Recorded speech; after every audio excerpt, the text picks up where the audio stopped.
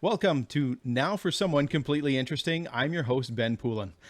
I often think of my guest who's sitting across from me right now as the voice of the Lakeland. Between rodeos, chuckwagon races, local minor hockey games, his voice is often the one that you hear on the PA systems. He's even known to lend those golden pipes to radio broadcasts like he is this year with the CPCA coverage. That's the Canadian Professional Chuckwagon Association. Now, my personal favorite, though, is sitting with him in one of the many cold arenas in our area and listening to him dole out advice to referees. I'm not saying it's always good advice, but it's entertaining nonetheless. He's a very proud father of three, a huge community supporter and volunteer, as well as a loving husband who is shipping out tomorrow for yet another weekend of chuckwagon racing. So I'm sure his wife is very pleased that he squeezed me in for this podcast. Thank you, Faye, for doing that. And as always, he has a smile on his face, witty comments. Bernie Poitras, welcome and thank you for joining me on Now for Someone Completely Interesting. Well, thank you very much, Ben. And I don't know if I'm completely interesting or not, but I sure enjoy what I do.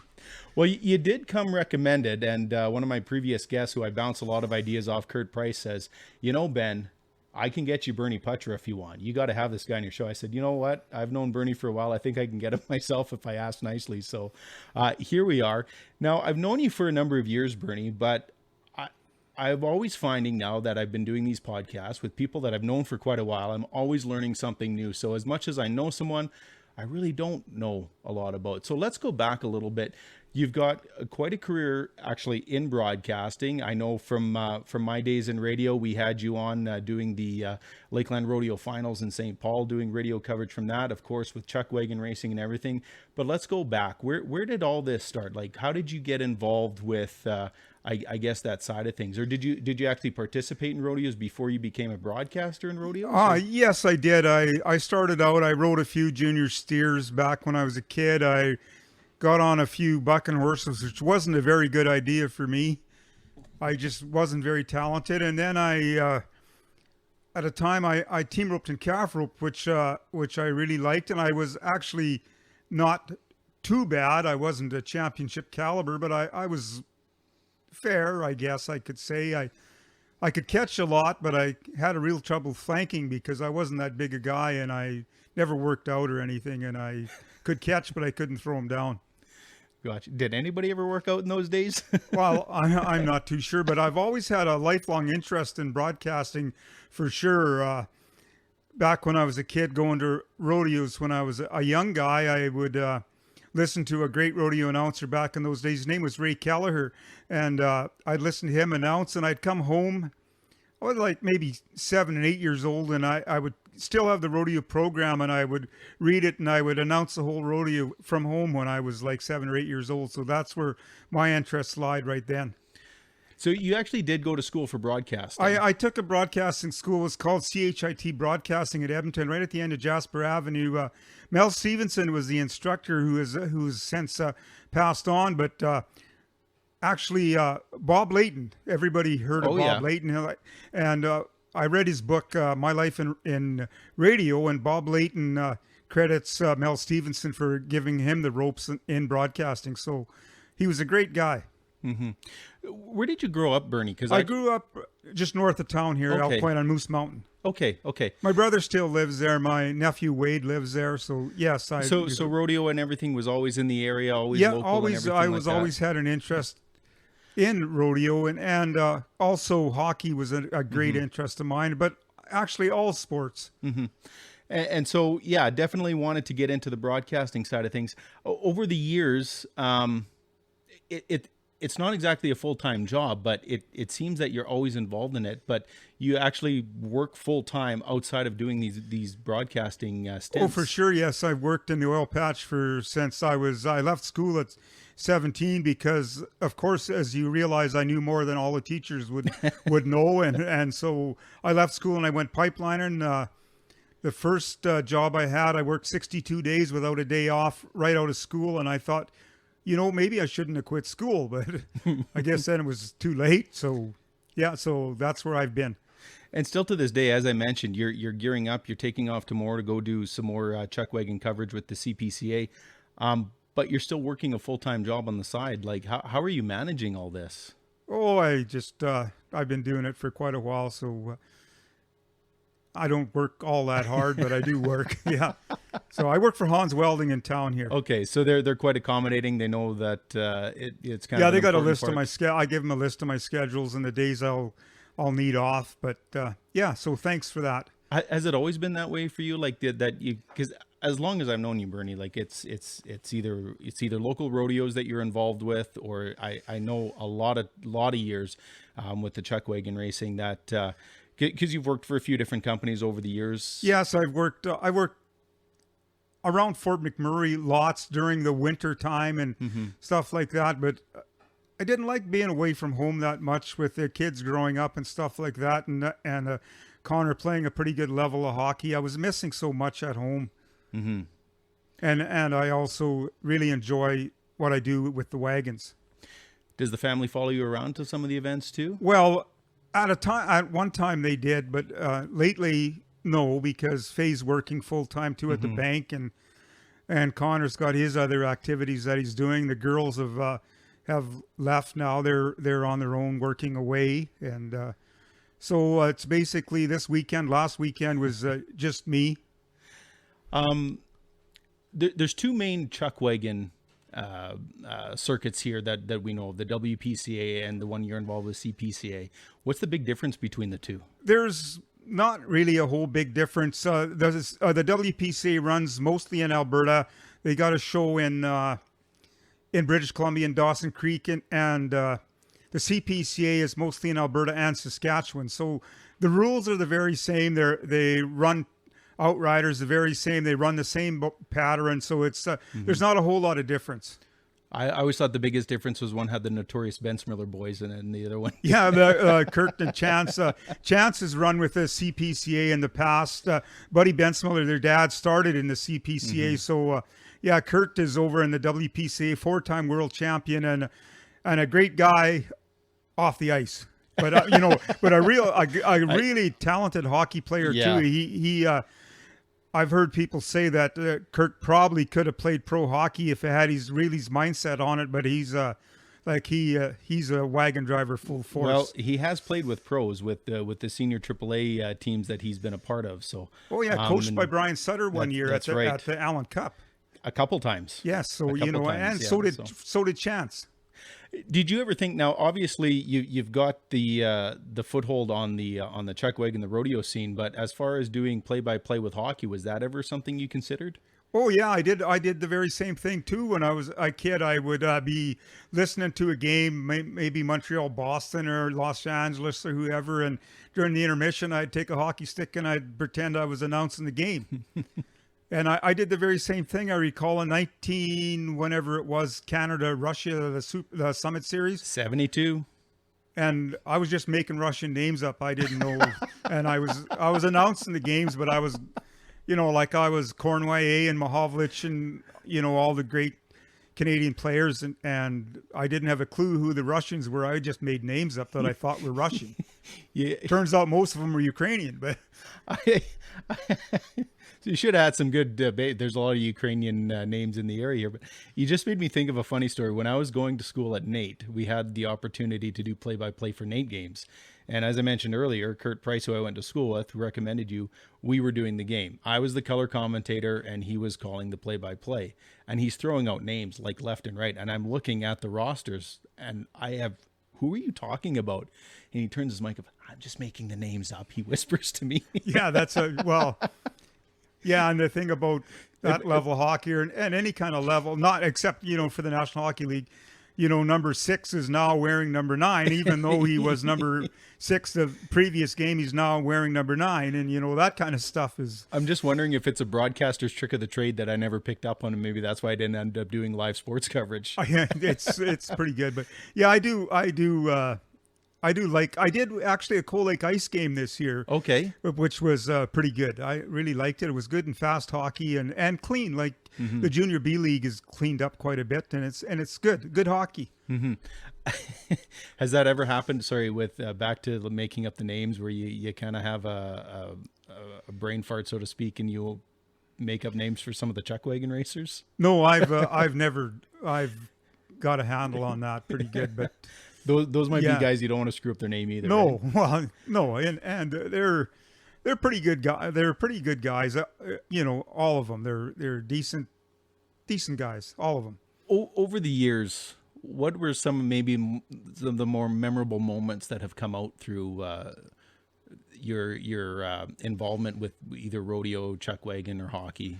Oh, there's a lot of different things that happened that I do recall one time I was announcing a rodeo. Actually, it was right here in town in Elk Point when they had a rodeo for 3 or 4 years, and the gate opened up on the side. There's a gate that opens up right by the fence where the people are sitting, and the gate opened up, and this guy come walking across the arena, and this guy had to have been 80 years old. And he was walking across, and they were trying to steer him to walk along the fence, but he just kept coming straight across the arena. And he comes up to me. That time I had a wireless mic, and I was there, and he comes up and says, "I want to get on an exhibition ride." Oh, jeez. And I thought, man, you're 80 years old. What's going to happen to you? And I was trying to shoo him away, but he kept going, and he went and asked Les Tratch, who had the buck and stock at that time, "I'd like to get on an exhibition horse." Les said, "Holy man, you're going to kill yourself." And then he kind of steered him off behind there, and then that was one of the strange things. But another thing that I seen one time, I wasn't even announcing, I was just at the rodeo, and there was a guy named Sonny Bates. His name was Vince Baptiste, and he was from New York City. He came out west because he wanted to be a cowboy. So he came out, and he went to 100 bareback schools, and he got on this bucking horse that came straight across the arena, and it turned maybe 1 or 2 jumps to the fence, and then it turned back, and Sonny Bates went over top of the fence, and he landed in about the 3rd row of people. And the thing about it is he landed on a pregnant woman. Oh, jeez. And they rushed her to the hospital, and she had a baby. And that's a true story. And I seen Sonny a few weeks later, and I said, "Sonny, you landed on that woman, and she was pregnant, and she went and had a baby." And she said, "Yeah, man." He was Puerto Rican, and that's the way he talked. Like he said, "Hey, man, you know what? She wasn't even pregnant when I landed on her." So that was one of the funniest things I've ever seen. This must be where you get some of your, because I've listened to your broadcast and some of the stuff that you say kind of on the side. Is that just years of experience of being around people that have that wit, or is that something you always had? Me, I don't know. It's just, I try just to carry on and something that people might find interesting, that you can come up with here and there. And then if you can ask Faye that I've got actually thousands and thousands and thousands of rodeo programs and wagon programs and stuff like that I can read and refer to back. And I try to keep my memory fresh on stuff like that. Right. So I also got 25,000 hockey cards, by the way, too. Oh, wow. Yeah, I collect hockey cards. I've done it for years. Wow.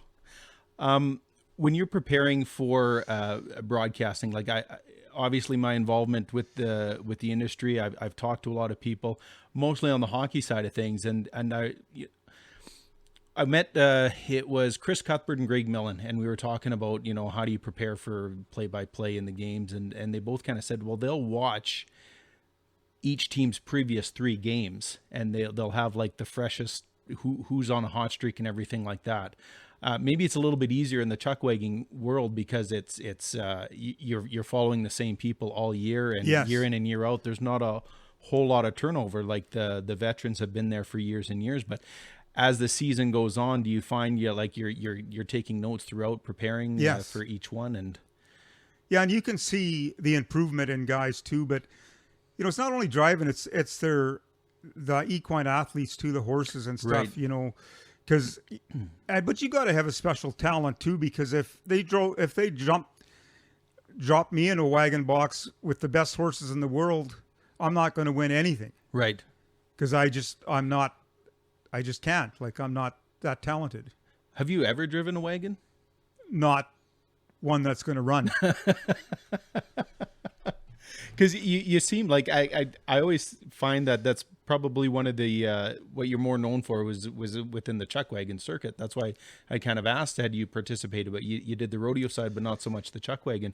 No, but I'd followed wagons for years and years. So you were a fan before, and then just, I was definitely a fan. But I first started. I was a rodeo guy.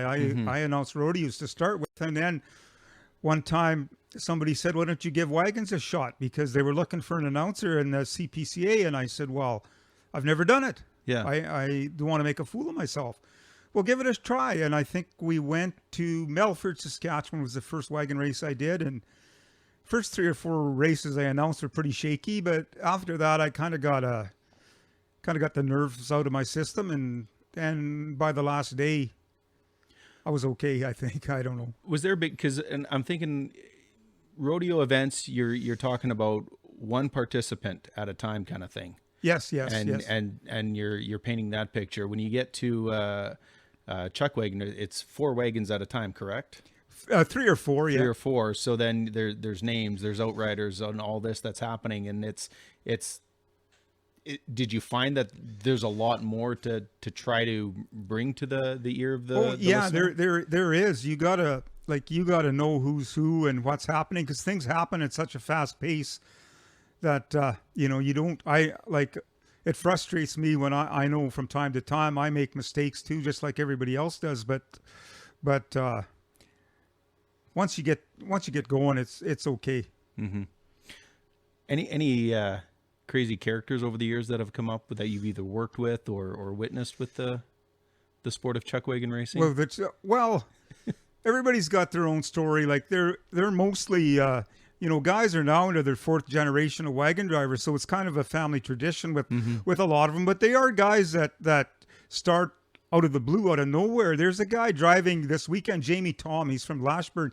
He actually owns Tom Trucking, and he got started. He never knew nothing about wagon racing until somebody approached him about sponsorship. Right. It's an extremely expensive sport, and Jamie Tom was doing good with his trucking outfit, so he sponsored a wagon, and he sponsored wagons for 6 or 7 years. And just by hanging around the wagon industry and stuff like that, he got kind of an interest in driving. Yeah.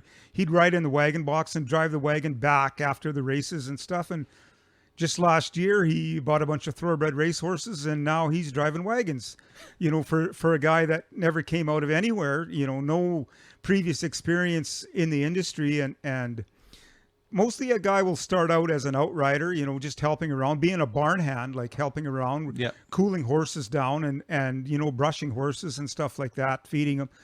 And they just gradually work their way into driving wagons. Right. I did a little bit of research with the CPCA because I know a little bit about chuckwagon racing, not a lot. And you can look at driver profiles. One thing I found interesting, and I don't know if you could lend more history to that, CPCA has a female driver. Yes, Amber LaRue. She's from Glasland, Saskatchewan. Yeah. Has there been female drivers before her? There's been outriders. Okay. But she's actually the first professional lady chuckwagon driver. But her dad, Gerald LaRue, who recently just passed on this past winter, had drove wagons for 50 years, but he was into the pony side of wagons. Right. But they're going to be a little bit bigger horses, a little bigger wagons, and that's how she started. And she drove chariots, and then she drove pony wagons. And 2 years ago was their first trip into the big wagons, and she did fine. Mm-hmm.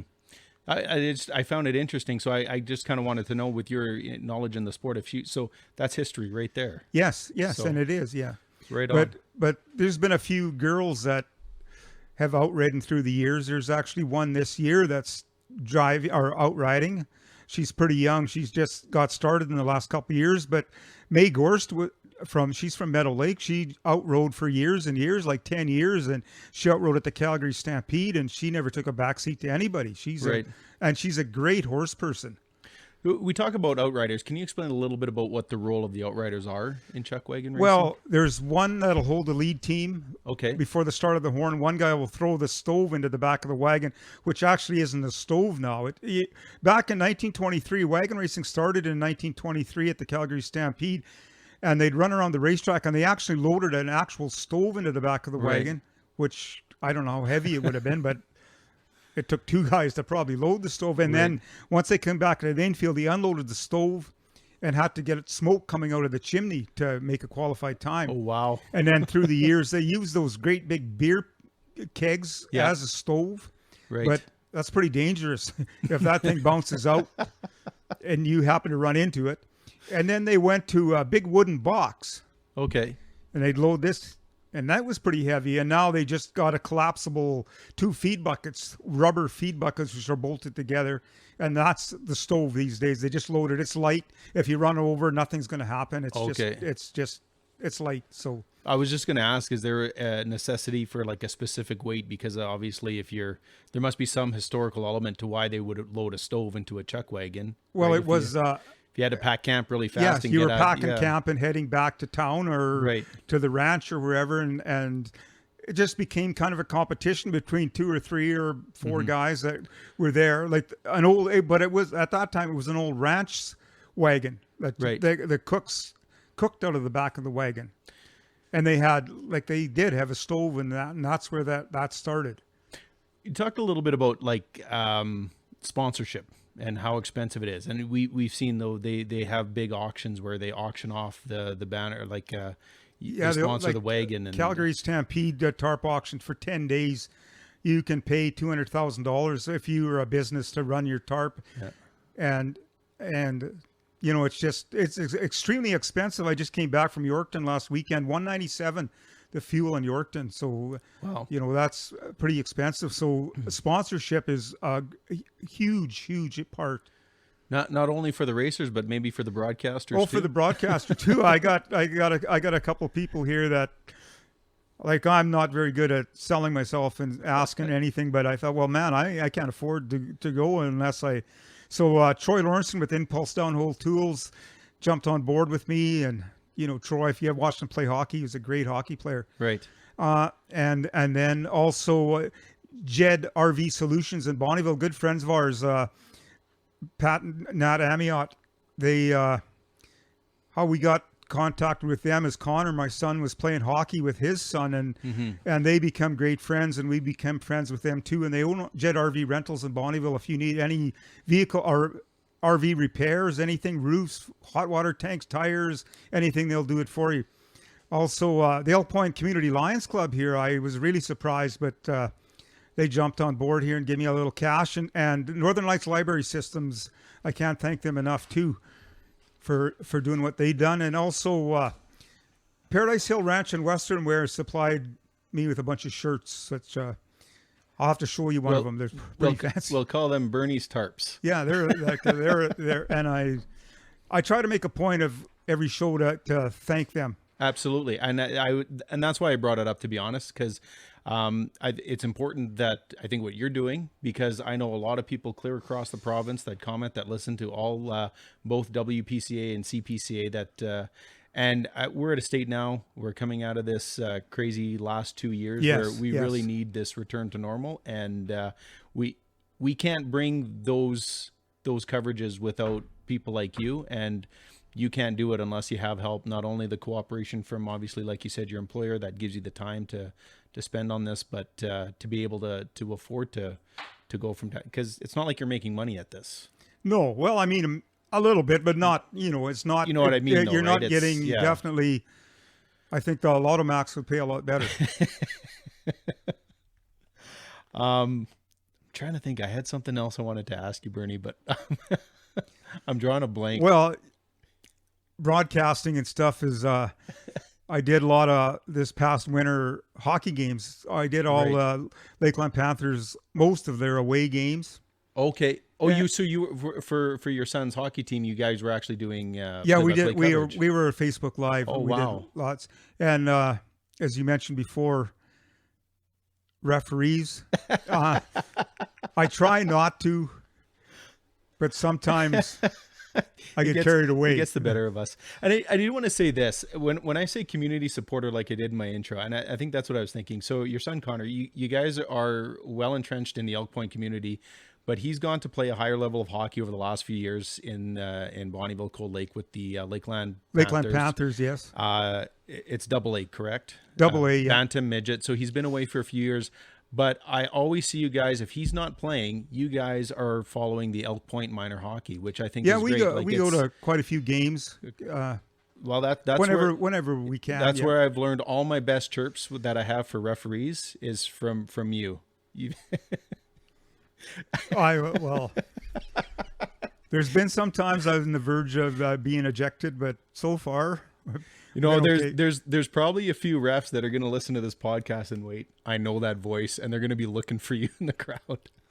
Oh no, Gary Greniak, who's also a friend of mine. His son also played with Connor, and Gary told me, "You can yell all you want, and I won't kick you out."